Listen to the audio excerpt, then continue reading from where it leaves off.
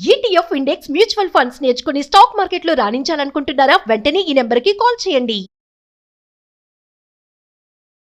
Hi hello నమస్తే, welcome back to Suman TV. ప్రస్తుతం మనతో పాటు ఉన్నారు స్టాక్ మార్కెట్ అనలిస్ట్ సుందర రామ్ రెడ్డి గారు. నమస్తే సార్. నమస్తే సార్, సెన్సెక్స్ 2029కి 1.5 lakhs జూమ్ చేయగలదు అంటే ఏం చెప్తారు? రీసెంట్గా బుల్లెట్ రిపోర్ట్స్ అదే సజెస్ట్ చేస్తున్నాయండి. అండ్ రామ్దేవ్ అగర్వాల్ రాసిన రీసెంట్ ఆర్టికల్స్లో కూడా క్లియర్గా మెన్షన్ చేశారు.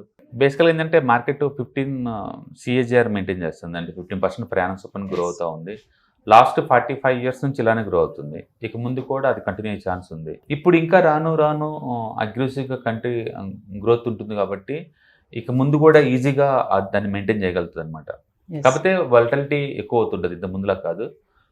ఎటు మూవ్ జరిగినా షార్ప్గా అటు ఇటు మూవ్ జరుగుతూ పోతుంటుంది అనమాట.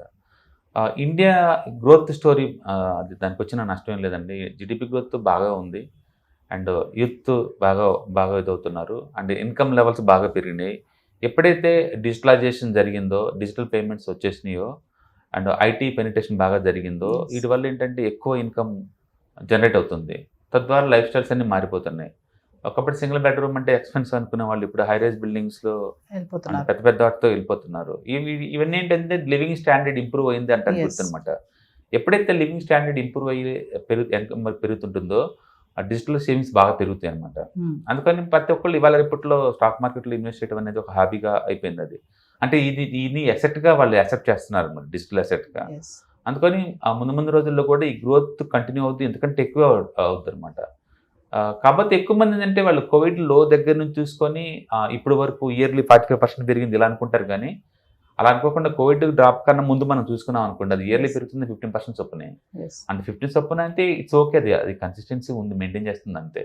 అందుకని మార్కెట్ టూ మచ్ పెరిగినట్టే కాదు. లాస్ట్ 5 years కూడా గ్రోత్ యావరేజ్ మీద 15 ఉంటుంది కాబట్టి అది కంటిన్యూ అవుద్ది. కాబట్టి ఈక్విటీకి ఉన్న బేసిక్ నేచర్ ఏంటంటే వాలటిలిటీ. ఆ వాలటిలిటీ తోటి మనకు కొంచెం డిస్ట్రాక్షన్ అవుతూ ఉంటాం, కానీ అదర్వైజ్ అయితే మాత్రం ఇది కంటిన్యూ అయ్యే ఛాన్స్ ఉంది. అంటే సార్, మార్కెట్ టార్గెట్ ఎలా ఉంటుంది అంటారు 2029కి సెన్సెక్స్? అదేనంటుంది. రామ్దేవ్ అగర్వాల్ గారు చెప్పినట్టు ఆ టైం కల్లా ఇంత ప్రాబిలిటీ రీచ్ అయ్యే ప్రాబిలిటీ ఎక్కువ ఉందని చెప్తున్నారు. అది జెన్యూన్గా రీచ్ అయ్యే ఛాన్స్ కూడా ఎక్కువ ఉంది కూడా. ఎందుకంటే అంటే 15 CAGR లెక్కేస్తే అది ఆ టైం కల్లా రీచ్ అవుతుంది. మనకి నెంబర్లా చూసినప్పుడు అబ్సల్యూట్ నెంబర్స్ ఏదో టెంప్టేటింగ్ అనిపిస్తాయి, కానీ బట్ 15% చొప్పున మార్కెట్ పెరిగే ఛాన్స్ ప్రాబిలిటీ ఎక్కువ ఉందన్నమాట. ఈ సెన్సెక్స్ నిఫ్టీ అంటారు కదా సార్ మనకి స్టాక్ మార్కెట్లో, ఎలా దాన్ని క్యాలిక్యులేట్ చేస్తారు అసలు? సెన్సెక్స్ అంటే సెన్సిటివ్ ఇండెక్స్ అండి. అంటే BSEలో ఉన్న అంటే టాప్ 30 స్టాక్స్ని వాటి market free floating market capitalization బేస్గా తీసుకొని మెజర్ చేస్తారు. నిఫ్టీ అంటే NSEలో ఉన్న టాప్ 50 కంపెనీస్ని వాటి ఫ్రీ ఫ్లోటింగ్ మార్కెట్ క్యాపిటలైజేషన్ బేస్గా తీసుకొని దానికి ఆ ప్రకారం అలొకేట్ చేసి ఇండెక్స్ తయారు చేస్తారనమాట. ఎందుకు ఈ సెన్సెక్స్ నిఫ్టీని ట్రాకింగ్ కోసం వాడతారు అంటే, ఇవి ఇండియన్ స్టాక్ మార్కెట్లో ఉన్న మెజారిటీ స్టాక్స్ని కవర్ చేస్తాయి అనమాట. ఫర్ ఎగ్జాంపుల్ మీరు నిఫ్టీ గురించి మాట్లాడుతున్నారు అనుకోండి, ఇండియాలో ఉన్న 4500 స్టాక్స్ లిస్ట్ అయ్యింది మొత్తం యాక్టివ్గా ఉంటే. అందులో ఈ 50 కంపెనీస్ వాటానే రఫ్గా 59%. అంటే ఈ నిఫ్టీ గురించి మాట్లాడుతున్నావు అంటే నువ్వు 59% స్టాక్ మార్కెట్ గురించి మాట్లాడుతున్నట్టు లెక్క. అట్లా ప్రతి కంట్రీలో కూడా ఒక మేజర్ ఇండెక్స్ ఉంటుంది, ఎంటైర్ స్టాక్ మార్కెట్ ట్రాక్ చేస్తా అనమాట. అలాగే ఇండియాలో NSEని ట్రాక్ చేస్తూ నిఫ్టీ ఉంటుంది అండ్ BSEని ట్రాక్ చేస్తూ సెన్సెక్స్ ఉంటుంది అనమాట. సో 2029 అంటున్నారు కదా, అంటే 4 yearsకి 1.5 lakhs అని అంటున్నారు కదా. ఈ 4 years అనేది ఏంటి సార్, గ్యాప్ ఏంటి? గ్యాప్ అనే బదులు ఎవ్రీ ఇయర్ ఎంత పెరగచ్చు అనమాట యావరేజ్ మీద. అప్పటికల్లా ఎంత రీచ్ అవ్వచ్చు, అప్పటికల్లా అది ఎంత రీచ్ అవ్వచ్చు అనమాట. సార్, ఈ రీచింగ్ లెవెల్ చూసుకుంటే అంటే స్ట్రైట్ లెవెల్ చూడొచ్చు అంటారా దీనికి? అంటే బ్యాక్ అండ్ ఫ్రంట్ ఇలా కూడా బేసికల్ గా అంటే రీచ్ అంటే స్ట్రైట్ అవే రీచ్ అవ్వదండి. మనం మార్కెట్ లో ఎవ్రీ ఇయర్ ఒక 15 to 20% డ్రాడౌన్స్ అనేది మామూలు ఇష్యూ అనమాట. అంతే. దాని మీద ఏంటంటే స్టాక్ మార్కెట్ ఎలాంటి రీజన్స్ లేకుండా ఒక 15 to 20% ప్రయాణం డ్రాప్ అవుద్ది, మళ్ళీ రికవర్ అవుతుంటుంది. ఇన్ఫ్యాక్ట్ లాస్ట్ 10 yearsలో సెన్సెక్స్ కనుక మనం క్యాలెండర్ ఇయర్ ప్రకారం చూసుకుంటే లాస్ట్ 10 yearsలో ఒక్క ఇయర్ కూడా రెడ్లో క్లోజ్ అవ్వాలి. 2011లో 25% మైనస్లో క్లోజ్ అయింది. తర్వాత ఇంతవరకు ఎప్పుడు క్లోజ్ అవ్వలేదన్నమాట, ఎప్పుడు పాజిటివ్ క్లోజ్ అవుతుంది. దాని మీద ఏంటంటే మార్కెట్లో ఎప్పుడు షార్ట్ టర్మ్లో అప్ అండ్ డౌన్ అవుతున్నా, బట్ ఇయర్ ఎండింగ్ క్లోజింగ్ కల్లా గ్రీన్లో అవుతూ ఉంది లాస్ట్ 10 yearsలో. ఈ సంవత్సరం కూడా ఇప్పటికీ స్టిల్ గ్రీన్లో ఉంది ఇంకా మార్కెట్. అందుకని స్ట్రైట్గా పోదు, అప్ అండ్ డౌన్ అవుతా పోతుంటుంది. బట్ ఎయిర్ మెజారిటీ టైమ్స్ గ్రీన్లోనే ఉంటుంది. ఎవ్రీ 5 yearsకి ఒకసారి మాత్రం 20 to 30% పెడుతుంది.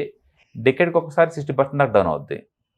రీసెంట్గా కోవిడ్ అప్పుడు 38% డౌన్ అయింది. ఇప్పుడు 5 years అవుతుంది కాబట్టి మేబీ ఈ సంవత్సరం కానీ నెక్స్ట్ ఇయర్ కానీ ఒక 5 to 10% ఎక్స్ట్రా పెరిగే ఛాన్స్ ఉంది. నెక్స్ట్ మళ్ళీ 10 years తర్వాత మళ్ళీ ఇంకొక 5 years తర్వాత మళ్ళీ ఇంకో 20-30% పడే ఛాన్స్ ఉంది. అట్లా ఎవ్రీ 5 years ఒకసారి 30% డౌన్ అవుతూ every year 20% up and down అవుతూ ట్రావెల్ చేస్తుంది తప్ప స్ట్రైట్గా పోదనమాట. ఓకే, స్ట్రైట్గా పోదనమాట. సో అట్లా 2029 కల్లా మాత్రం ఆ ఫిగర్కి చేరే ఛాన్స్ ఎక్కువ ఉంది. సో 2025కి ఎంత ఉండొచ్చు అంటారు సెన్సెక్స్? ఇప్పుడు 2025 అంటే ఐ మీన్ క్యాలెండర్ ఇయర్ చూసుకుంటే కనుక ఒక 50% ప్లస్ వేసుకోవచ్చు ఇప్పుడు నుంచి ఈజీగా. ఎందుకంటే మార్కెట్ ఆల్రెడీ 9% డౌన్ అయింది ఆల్రెడీ, అంటే మెజారిటీ కరెక్షన్ అయిపోయినట్లకే. అందుకని మార్కెట్ మళ్ళీ తీసుకొని ఇప్పటి నుంచి ఒక 12 to 15% రీచ్ అవుతుంది నెక్స్ట్ ఇయర్ ఎండింగ్ కల్లా. సో 2029 మాత్రం 1.5 lakhs అయితే రఫ్గా ఆ ప్లేస్కి రావచ్చు అండి. ఎగ్జాక్ట్ ఎవరు పిన్ పాయింట్ చేయలేరు కానీ but this market have the potentiality to reach that level. Thank you. Hi, markets చాలా వాలటిలిటీ ఉన్నాయని భయపడుతున్నారా? మార్కెట్ ఆల్ టైమ్ హైలో ఉందని దూరంగా ఉండాలనుకుంటున్నారా? ఏది రైట్ టైం మార్కెట్లో ఎంటర్ అవడానికి, ఏది బెస్ట్ టైం మార్కెట్లోంచి బయటకు పోవడానికి తెలుసుకోవాలనుకుంటున్నారా? మార్కెట్లో mutual funds, ETFs, index funds ద్వారా మనీ మేక్ చేద్దాం అనుకున్నారా? ఇలాంటి మీ డౌట్స్ కి క్లారిఫికేషన్ కోసం ఈ webinar ETFs, index funds and mutual funds కోర్సులో జాయిన్ అవ్వండి. మీ డౌట్స్ క్లారిఫికేషన్ చేసుకోండి. Every month Saturday, Sunday and Monday conduct చేసే ఈ కోర్సులో మీకు ఈటీఎఫ్స్ అంటే ఏంటి, ఇండెక్స్ ఫండ్స్ అంటే ఏంటి, మ్యూచువల్ ఫండ్స్ అంటే ఏంటి, different type of ETFs, index funds, mutual funds అంటే ఏంటి, ఇందులో ఇన్వెస్ట్ చేయడం ద్వారా లాంగ్ టర్మ్ లో వెల్త్ ఎలా క్రియేట్ చేసుకోవాలా, షార్ట్ టర్మ్ లో ఎలా వెల్త్ క్రియేట్ చేసుకోవాలా, ఎనీబడి కెన్ ట్రేడ్ ప్రోగ్రామ్ ఎలా పార్టిసిపేట్ చేయాలా, ఇలాంటి అన్నిటికీ మీకు ఆన్సర్ దొరుకుతుంది. కాబట్టి మీకు ఎవరికన్నా ఇలాంటి వాటిలో వెల్త్ క్రియేట్ చేయాలని కనుక ఇంట్రెస్ట్ కనుకుంటే కింద స్క్రోల్ అవుతున్న నెంబర్కి కాల్ చేయడం ద్వారా మీ సీట్ని బుక్ చేసుకోండి. Thank you.